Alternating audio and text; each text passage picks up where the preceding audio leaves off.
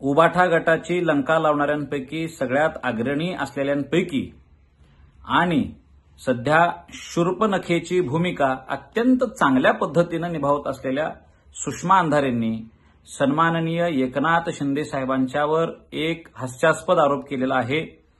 सोमनाथ सूर्यवंशी हत्या प्रकरणातील निलंबित पोलीस निरीक्षक अशोक घोरबाड यांचा एक फोटो ट्विट करत शिंदे साहेबांवर त्यांनी आरोप केलाय की आता सोमनाथ सूर्यवंशीला न्याय कसा मिळेल।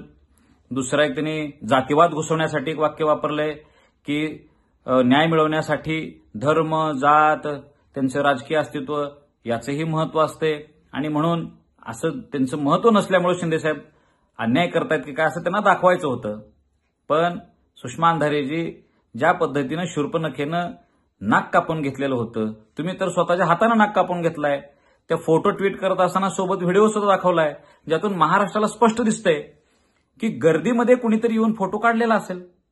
गर्दीत तो आला, तो पुढे करत होता। आता तो ओळखीचा असला असता शिंदे साहेबांच्या आणि तो निलंबित आहे असं कळलं असतं तर कुणीतरी हुशार राजकारण्यांनी जवळ केला असता का एखाद्याला जाहीर ठिकाणी।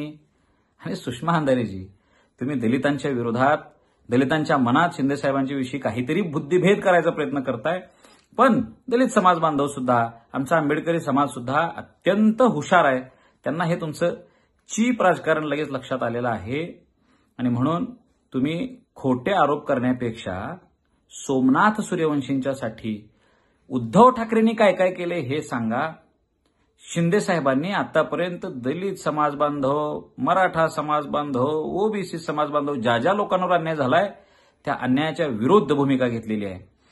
ज्यांच्यावर अन्याय झालाय त्यांची बाजू शिंदे साहेबांनी घेतलेली आहे।